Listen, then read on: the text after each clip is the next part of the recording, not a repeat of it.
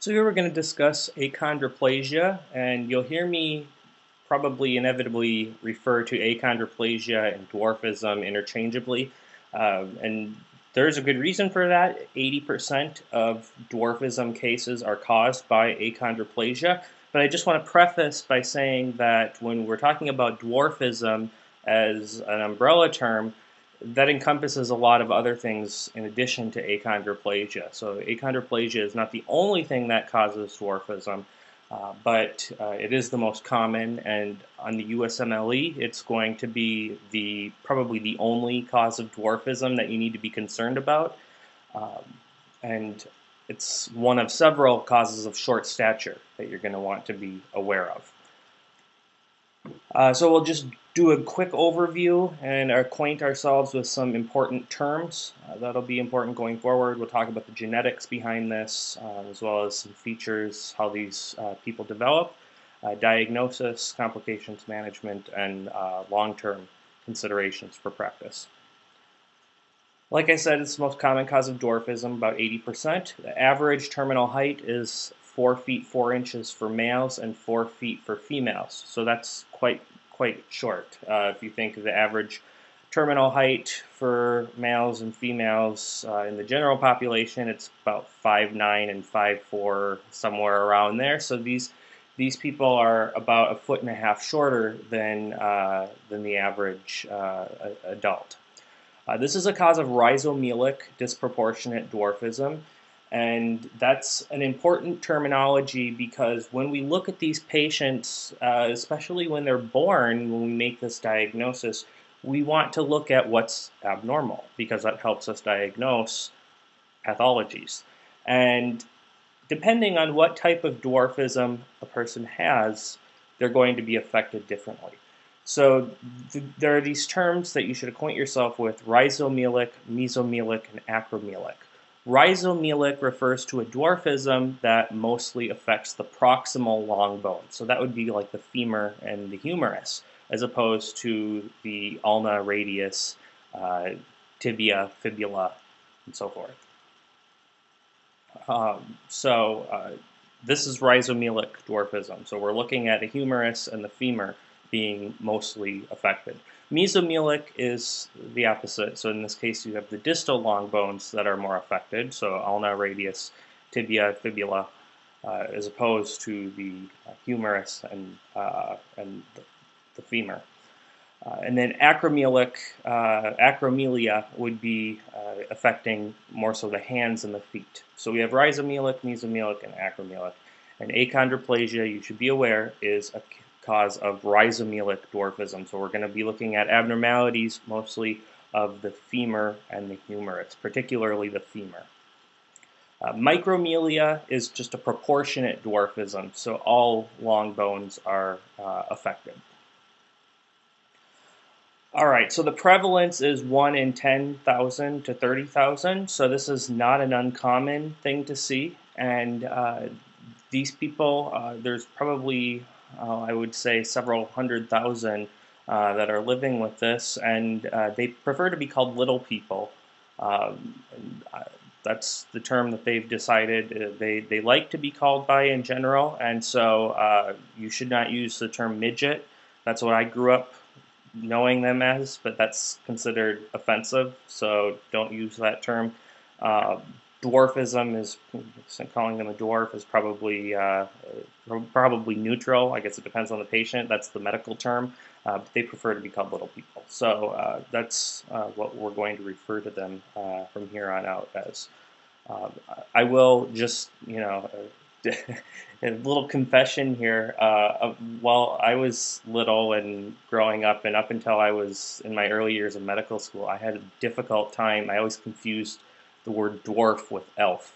And so I just use the term little people so I don't fall into that trap again, because I will say I did have an embarrassing moment on one of my rotations as a medical student. So, little people. All right, so this is an autosomal dominant disorder. It has 100% penetrance, but typically this is going to be a sporadic mutation. It's a mutation of fibroblast growth factor receptor type 3. There's 4 types overall. This is typically due to mutation of type 3. This gene exists on the short arm of chromosome 4, and this is the affected gene in more than 95% of cases. This gene codes for, of course, fibroblast growth factor receptor type 3, which is involved in various activities.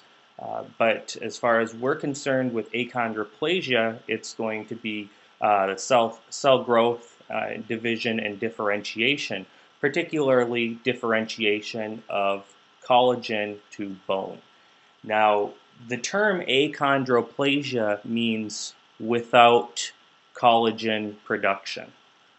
That's not really the problem in these patients. They produce collagen just fine. What their problem is that they have difficulty converting collagen to bone.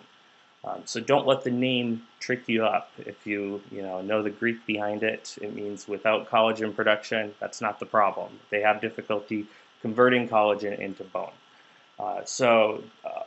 There are other things that fibroblast growth factor receptor type 3 is involved in, and one of those is skin pigmentation. We'll see that in another disorder that's similar to achondroplasia, but has some differences and will be part of our differential diagnosis, angiogenesis, and then finally wound healing. Now, this is a specific mutation on point mutation on FGFR3, and there are other places on that gene where you can have point mutations and it leads to totally different pathologies.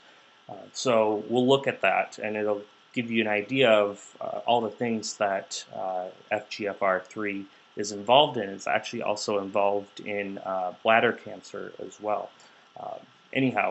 So this protein regulates bone growth by limiting the formation of bone from cartilage. And in achondroplasia, FGFR3 protein is overactive. So you have an activating mutation and hence more limitation of the formation of bone from cartilage. The inheritance of a mutated gene is associated with increasing paternal age and, like I said, 100% penetrance. And so we see that in adults who have achondroplasia.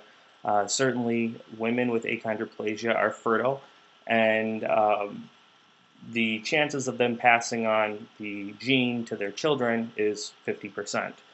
So if you see, there are some television shows, Little People, Big World would be one of them, where you have two people who have dwarfism, they're married, they have children, and they both have achondroplasia. As far as I know, and they have children. I think they have 4 or 5 children, and a few of them have achondroplasia, and 2 of them don't. So you have 2 parents with achondroplasia who are very short, who have a grown child who's normal height, and that just illustrates the autosomal dominant nature of this disorder. So there's a 1 in 4 chance that they would have a child with normal height, a 50-50 chance of a child with achondroplasia, and then a 1 in 4 chance of a double dominant dwarf, that's what we call it, where you inherit 2 of the dominant alleles with a mutated FGFR3 that results in death during the neonatal period. Features. So prenatally, you can detect this in most cases. You can suspect it in the 3rd trimester by abdominal sonography. Like I said, because this is typically a sporadic mutation, generally this occurs to women who have no idea that they're going to have a baby with achondroplasia. So there's no reason to suspect early on. Now, of course, on the other hand, if you have a achondroplasia woman with either a husband or a father where the father either has achondroplasia or doesn't, then certainly you know that there's a 50-50 chance the child could have it, so you can look for it earlier on. But in most cases, there's no reason to suspect it until you're looking at the sonography. So in the 3rd trimester, you look at the sonography, and what tends to be the case is you'll see short and long bones with wide metaphyses. That makes sense because this is the long bones are affected the most here, and it's going to be particularly the femur. You'll also see an increased biparietal diameter. That's another feature seen in achondroplasia, is a large head with frontal bossing, and then shortened limbs. If you suspect achondroplasia, you can perform a 3D computerized tomography. That's done after 30 weeks of gestation. This is a more accurate test. After birth, you will see short limbs, particularly the proximal segment, reflecting the rhizomelic nature of achondroplasia. Long trunk, which I don't know if that's necessarily, that's what I read, so I'm just putting it on there. But I don't know if it's necessarily a long trunk compared to average, but it's long relative to the length of the extremities. Narrow thorax, a large head with frontal bossing, trident hands, I'll show you a picture of that, and a preserved length. So these children with achondroplasia, their trunk size is normal. So when you're looking at length, you're looking mostly at the head, the thorax, and the legs. And so because the thorax or the trunk is normal, or I guess possibly long, their length is preserved. And so they're not going to be much smaller than their normal counterparts. So here's an example. This is, I think, an illustration of a child that has achondroplasia, large head with frontal bossing, and then a normal-sized torso with short arms and legs. So here they're referring to it as a normal-sized torso. So some of the things that you're going to see, and this is a long list, but I'll tell you the ones that you should be aware of because of their consequences. So in general, they do have a hypotonia early on that varies based on from child to child. This does resolve, though, within the first couple years of life. Of course, they're going to be short stature as they grow, delayed gross motor milestones. That's due to the hypotonia. Craniofacially and neurologically, in the head, there's a narrowed foramen magnum.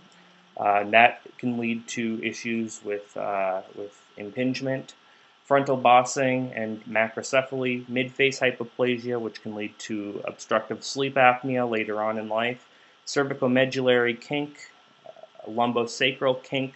Again, this can lead to compression of the brainstem as far as the cervicomedullary kink. Relative elevation of the brainstem and an enlarged suprasellar cistern. As far as their chest, they tend to have anterior flaring of the ribs, AP narrowing, and then a smaller thoracic cage. Depending on how small that thoracic cage is, it can lead to a restrictive pattern lung disease. And I hesitate to call that lung disease because there's nothing actually wrong with the lungs.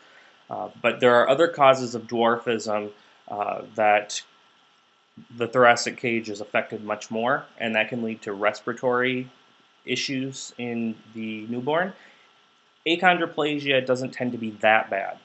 So if you do have a child that appears to have achondroplasia and they have respiratory insufficiency that's secondary to a small thoracic cage, you should consider an alternative diagnosis. The extremities, rhizomelic disproportionate dwarfism, you should be well aware that that is a feature of achondroplasia. Genu varus, that's going to be seen in the children and into adulthood. That's how their legs tend to be configured. They have a longer fibula and then a trident hand early on. Their pelvis, this is going to be very characteristic. They have a horizontal acetabular roof. Their ilia are small and squared. So these are the iliac wings here. And I didn't put that on there apparently. So they're small and squared, and they appear in this like tombstone appearance. I'll show you a picture of that. They also tend to have a very radiolucent proximal femora, to a lesser extent also the humerus. And then a narrow pelvic inlet, which can be problematic for women who have achondroplasia if they want to give birth. We tend to do cesarean sections on these women because they're too small. So then the back, kyphosis and thoracolumbar gibbus can be seen. Thoracolumbar gibbus is just a small area of kyphosis. They can go on to develop scoliosis later in childhood. If you look at a AP or coronal imaging of these patients, you'll see a downwardly progressively narrowing intrapedicular distance. Ultimately, this can cause spinal stenosis in generally adults, and that can lead to pain, which requires management. Then they tend to also have a narrow, horizontally oriented sacrum. So one of the other things I failed to mention, but the fact that they have this larger head, this can be a problem for the woman that's giving birth to the child that has achondroplasia, whether we know that the child has achondroplasia in advance or we don't. So when a woman has her sonography done before delivery, we should always be looking at that head size, because if it's really large, then we may need to do we may need to anticipate possibly a surgical delivery. So here's a child with achondroplasia. You can see that normal appearing thorax, slightly protuberant abdomen, but really not too abnormal. But you can see how the legs and the arms are shortened, and there's some redundant skin folds, and that's just reflecting the shortness. But definitely look at this proximal segment of the lower extremity. It's about as long as the distal segment of the lower extremity, and certainly that's generally not how it usually is. So, alright, I don't think there's anything else I wanted to point out on this one. Yeah, the child's otherwise normal. So really we're just looking at these extremities. So this child's a little bit older, but what I wanted to point out is the frontal bossing, you can still see, and these very short extremities.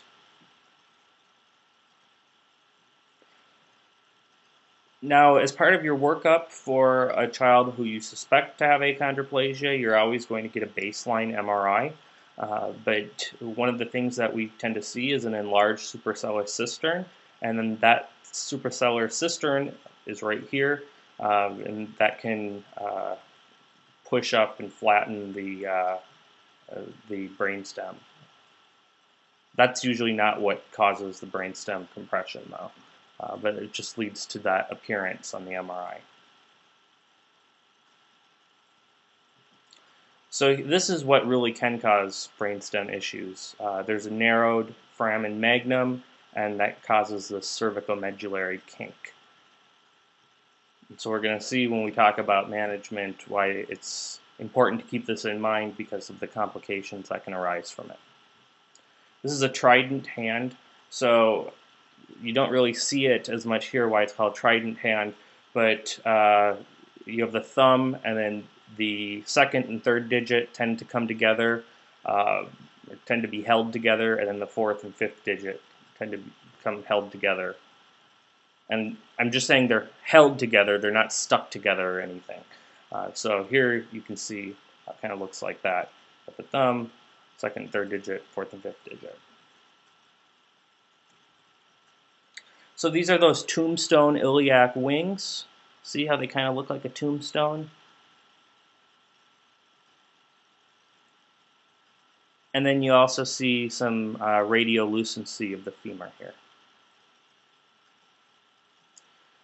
This is the thoracolumbar gibbus. So I labeled these because they're a little bit different views here. So we're going from T11 here to L5. And so this is the thoracolumbar gibbus. This is a patient with achondroplasia. So if you look at the curvature from looking at the L4 to T12 segment, note how you have a mild kyphosis, whereas if you look here from L4 to T12, it's in this normal configuration. So you have a kyphosis here. And then the sacrum, just note how the sacrum is much more horizontally oriented in the achondroplasia patient than in the normal patient. And this ultimately goes away. Okay, so this is, well, maybe you can take a look at this and see what this is. Um, so remember I said that there's a decrease, progressively decreasing interpedicular distance as you go down. This is an example of that. So look at your pedicles here. So you can see them a little bit better. This one's kind of overexposed, but you can see them a little bit better here on the right. This is a normal patient on the right here. And the pedicles are just these little ovals that you see here. That's roughly where they are. And so look at this stripe of lucency here. This is the spinal cord. Now look at this patient here. That area is narrowing. So see here how it's much narrower than it is up here? That's not how it should be. And see on this patient, it stays roughly the same width the whole way down. So this is a narrowing of the interpedicular distance, and it gets narrower the further down you go. And that's a feature of achondroplasia. So there are other disorders where we see a widening of the interpedicular distance. That would be something like Marfan syndrome or Ehlers-Danlos syndrome. And that causes dural ectasia. But this is a narrowing, a progressively narrowing distance of the interpedicular distance. Narrowing of the interpedicular distance. All right. So again here, you see the tombstone iliac wings.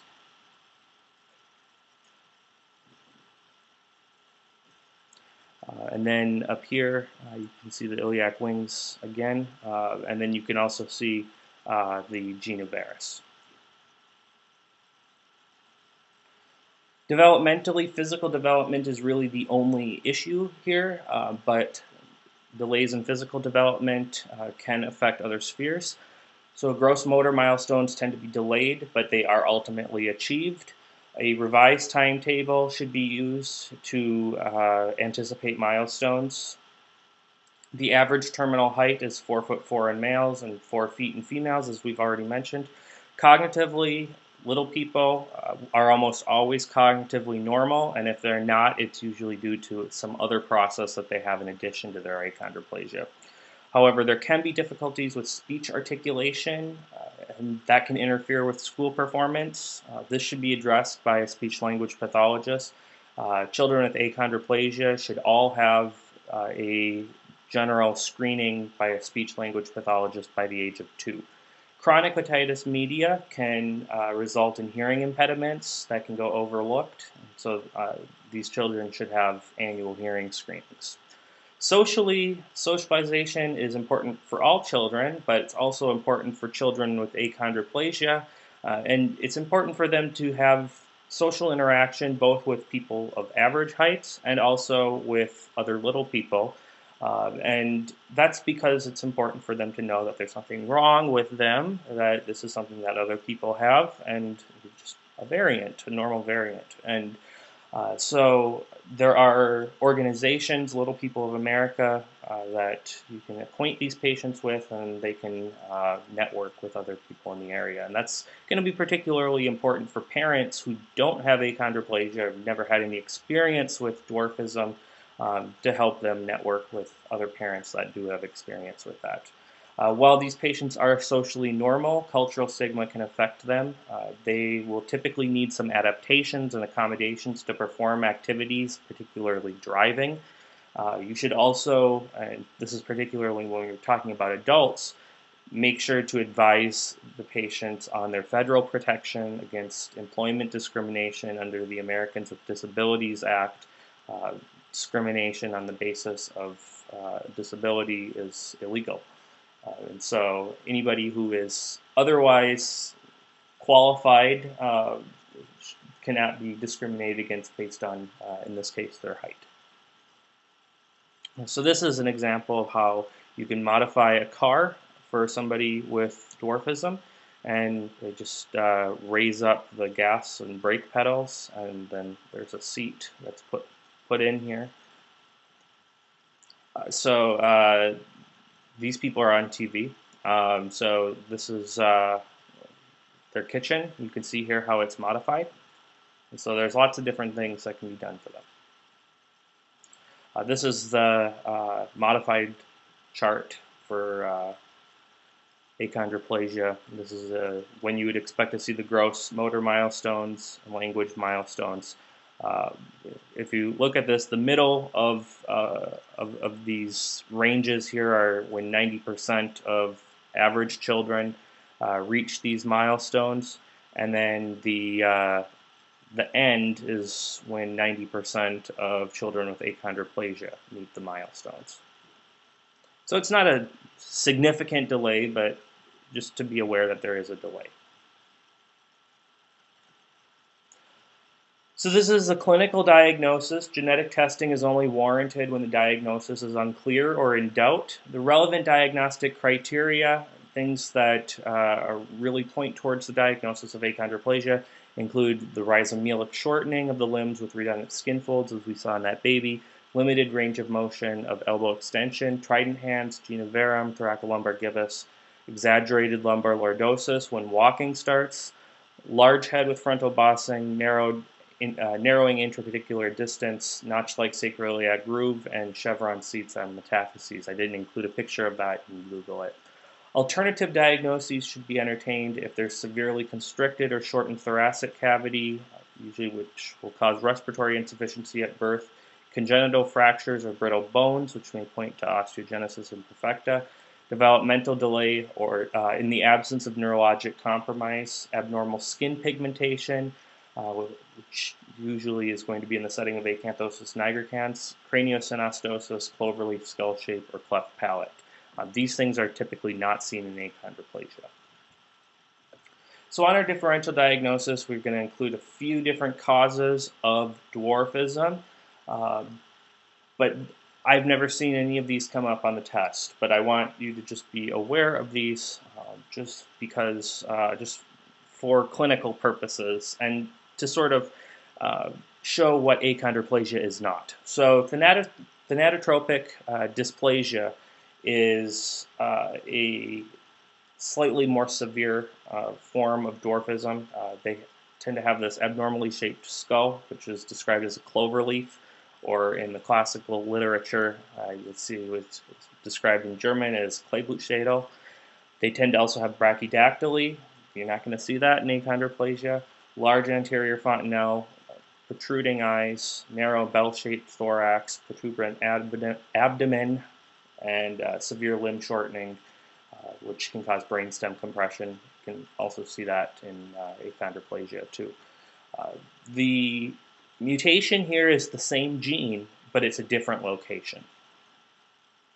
Campomelic dysplasia is, we're going to see some differences in the head. So micrognathia, cleft palate, low set ears, a bell-shaped thorax, and then you can see sex reversal in genetic males. They'll be born either as hermaphrodites or females.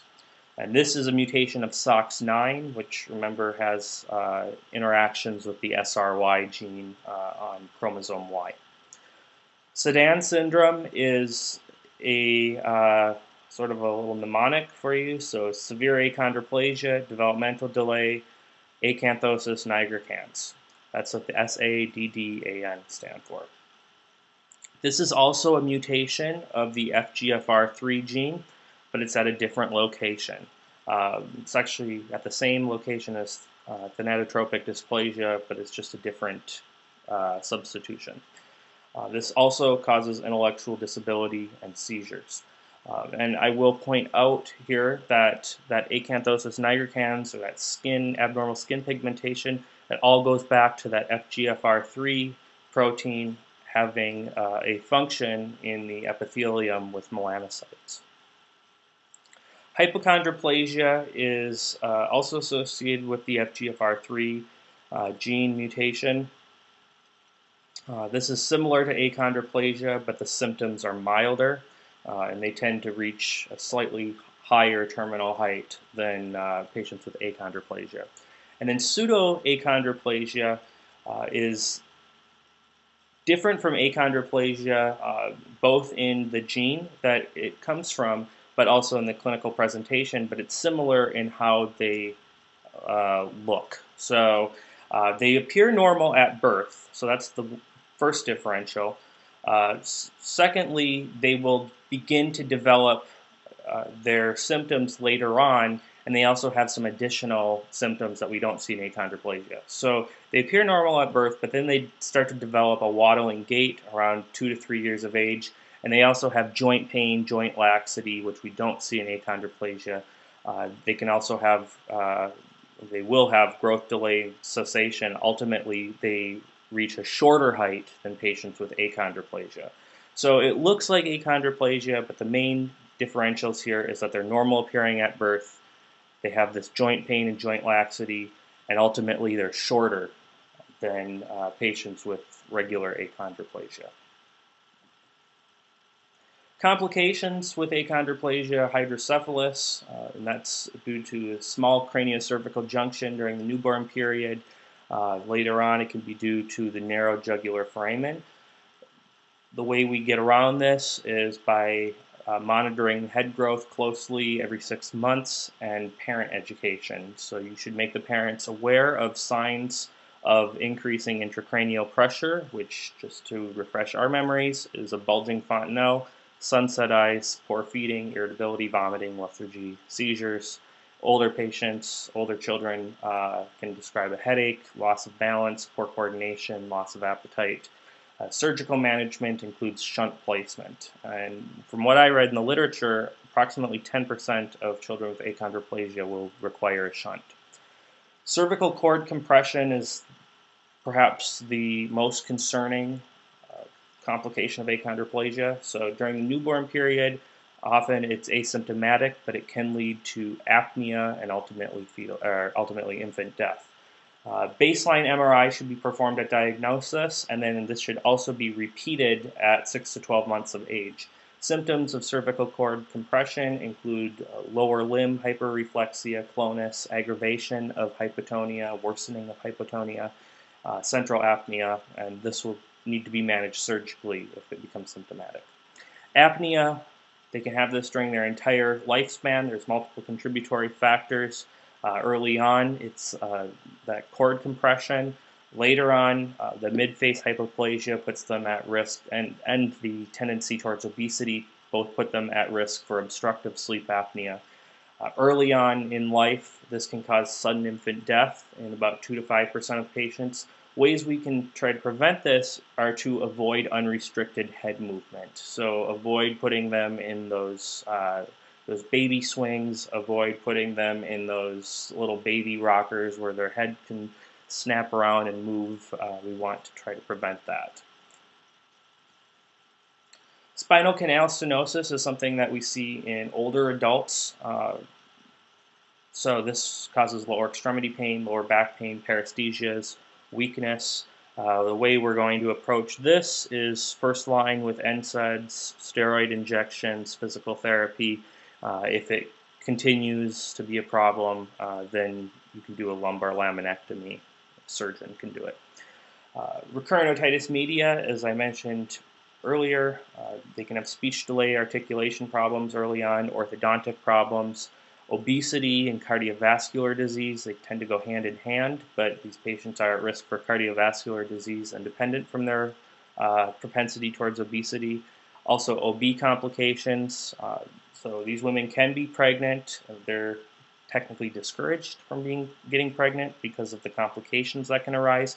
If they do get pregnant, genetic counseling is warranted. They should have baseline pulmonary function tests.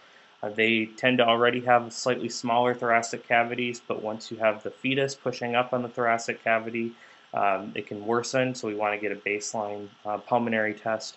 Cesarean section is recommended, if not required. Spinal anesthesia is contraindicated. One more thing I want to add on here, children with achondroplasia also tend to struggle with reflux disease, and so that can be managed medically.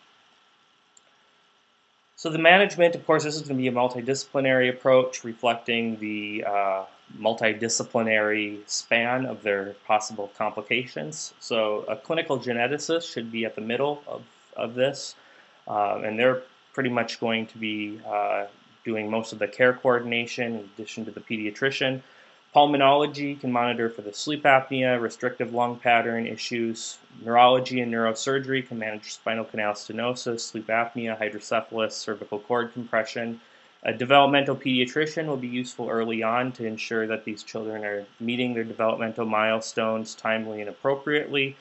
PT and OT are going to be useful to help foster independence, to help these children learn how to do self-care, and then maximal functionality. Orthodontics will probably come into play for most of these patients as they tend to have issues with malocclusion and dental crowding. Speech-language therapists should see all of these children by age 2 for formal speech screening. And then psychiatry can be useful if there's any issues surrounding social adaptation, anxiety, or depression. We should be monitoring their growth aggressively, especially weight, as obesity can be problematic, particularly in later childhood and going into adulthood. Patient and parent education is useful, both from your end as the physician, but also getting them acquainted with community resources.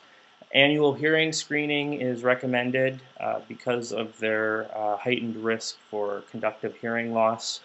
Watch for symptoms of obstructive sleep apnea. This is something you need to make the parent aware of. Signs include choking, recurrent nighttime wakenings in children, secondary enuresis, which is bedwetting when they've already attained keeping dry, daytime sleepiness, and if any of these symptoms become present, then it's definitely worth it to get a polysomnography. And then particularly in adulthood, cardiovascular health education is going to be of the utmost importance. Now, that's just the summary. The American Academy of Pediatrics has published a very extensive management guideline, and that can be found online, and I will place the link here.